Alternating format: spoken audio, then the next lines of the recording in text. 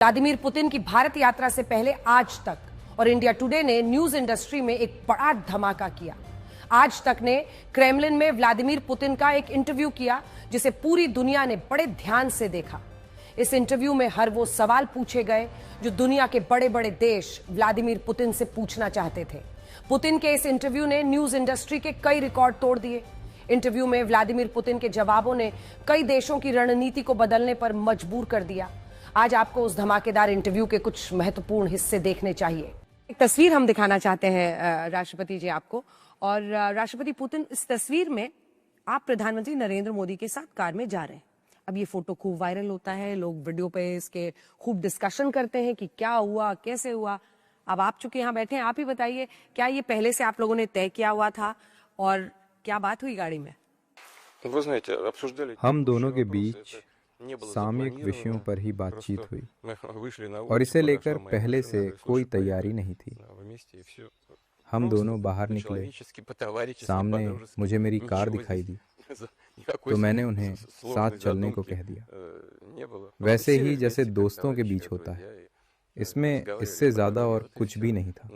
रास्ते में हम दोनों ने बस आम दोस्तों की तरह बात की। हमारे पास हमेशा बातचीत करने को कुछ न कुछ जरूर होता है।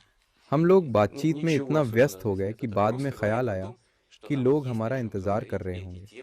इसमें ऐसा कुछ खास नहीं था। अगर विटकॉफ और जैरेड कुशनर दोनों आपसे 5 घंटे, जैसा कि बताया, 5 घंटे आपकी उनसे बातचीत चली है, किस बिंदु पर जाकर डिसएग्रीमेंट हुआ, मतलब मामला नहीं निपटा, सहमति नहीं बनी? हाँ, ऐसे कई मुद्दे रहे जिन्हें लेकर विरोधाभास था। ये एक बेहद पेचीदा विषय है जिसकी जिम्मेदारी राष्ट्रपति ट्रंप ने खुद पर ली है। मैं इसे लेकर कटाक्ष नहीं कर रहा, मगर दोनों पक्षों को एकमत करना एक बहुत जटिल काम है।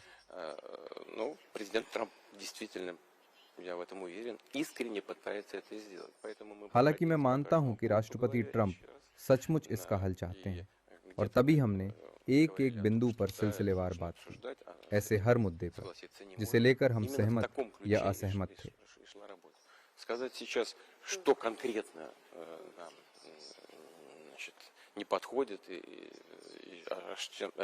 फिलहाल अभी कुछ भी कहना जल्दबाजी होगी, क्योंकि इसका कुछ भी निष्कर्ष निकालना राष्ट्रपति ट्रंप की देखरेख में हो रही बातचीत में बाधा डाल सकता है। उनके कूटनीतिक प्रयास जारी हैं। उन्होंने पहले यूक्रेन के प्रतिनिधियों से बात की, इसके बाद वो यूरोप गए, फिर वो हमारे पास आए और इसके बाद वो यूरोपीय हितधारकों और यूक्रेन के प्रतिनिधियों से दोबारा बात करेंगे। कई सारे रिपोर्ट्स आ रहे हैं प्रेसिडेंट पुतिन की रूस G8 में वापस जुड़ना चाहता है, ऐसा हो रहा है? नहीं। आप ये बहुत दिलचस्प जवाब आप दे रहे हैं। मतलब इसकी कल्पना करना मुश्किल है कि आप खुल के कह रहे हैं कि आपको G8 में कोई इंटरेस्ट नहीं है। मतलब G7 से वापस G8 बने और आपको हिस्सेदारी मिले। Да.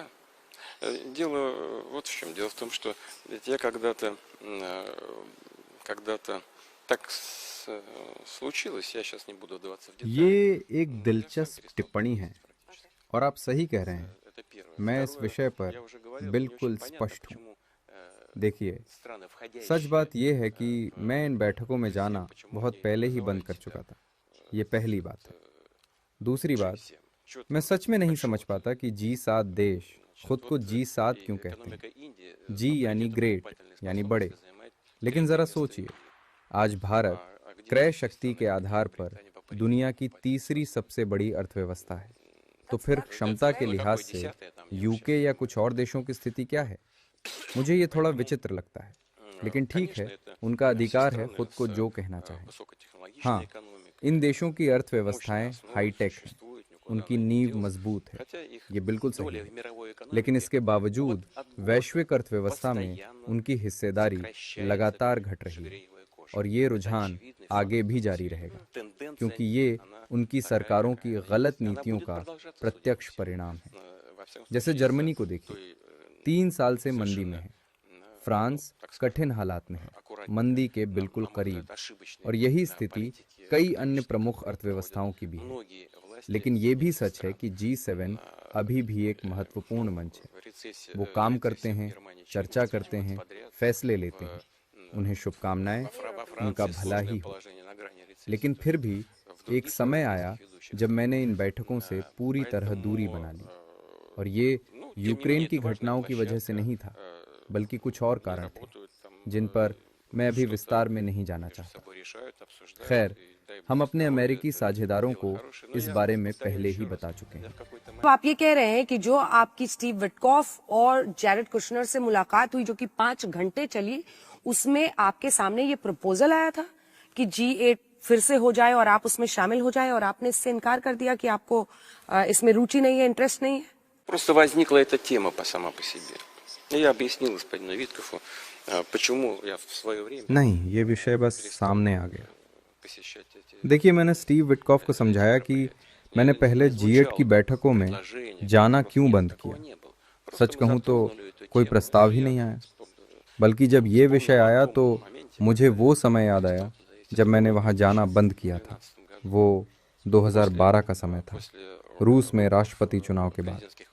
फिर मैं एक बार कुछ समय के लिए गया और फिर उसके बाद नहीं गया। हाँ, ये एक प्लेटफॉर्म है, ठीक है, इसे काम करने दीजिए, लेकिन आप जानते हैं दूसरे बड़े संगठन भी सामने आ रहे हैं, जैसे ब्रिक्स, SCO और G20 अभी भी सक्रिय हैं, और हम इन सभी प्लेटफॉर्म्स में हिस्सा ले रहे हैं। हमें इसके खिलाफ कोई आपत्ति नहीं, लेकिन अब दूसरे पहलू को देखें। रूस और यूरोपीय संघ के बीच वर्तमान संबंधों की स्थिति क्या है? ये सामान्य नहीं है। तो सोचिए, अगर मैं G8 जाऊं तो मैं G8 के सदस्यों से कैसे बात करूं? अगर वे मुझसे बात करना ही नहीं चाहते, वहां मैं क्या करूं? खैर, हम शायद इस पर बाद में बात करेंगे।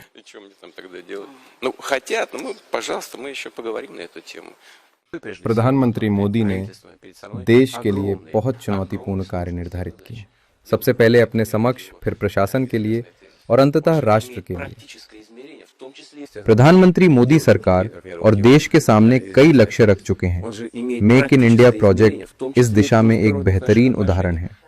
हम जब भी मिलते हैं, वो हमेशा मुझसे कुछ न कुछ नया करने को लेकर बात करते हैं। उनकी सोच काम को लेकर बेहद व्यवहारिक है। अब हम भारत के प्रधानमंत्री नरेंद्र मोदी के साथ काम कर रहे हैं। सच में हमारे बहुत भरोसेमंद और दोस्ताना संबंध हैं। वो इस मामले में बहुत भरोसेमंद इंसान है। मैं बहुत ईमानदारी से बोल रहा हूँ। भारत खुशकिस्मत है, वो हिंदुस्तान में रहते हैं, वो भारत को जीते हैं। मैं उनसे बात करता हूँ और मैं उन्हें जानता हूँ। मुझे उम्मीद है कि वो मुझसे नाराज नहीं होंगे। मैं बस वही कह रहा हूँ जो मैं देखता हूँ और जो मैं सोचता हूँ। आप जानते हैं, मुझे यकीन है कि ऐसे इंसान से बात करना मेरे लिए बहुत सुखद है। और ये एक बात है।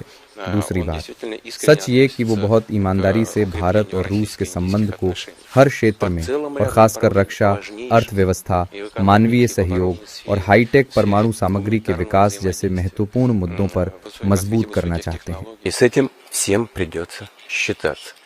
भारत आज एक शक्तिशाली देश है, और वो पहले की तरह ब्रिटिश शासन के अधीन नहीं है, और ये बात सभी को समझनी होगी।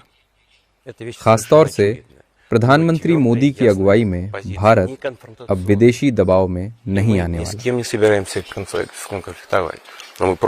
भारत के लोग गर्व कर सकते हैं कि उनका प्रधानमंत्री किसी के दबाव में काम नहीं करता। साथ ही वो किसी के साथ टकराव का रास्ता भी नहीं अपनाते।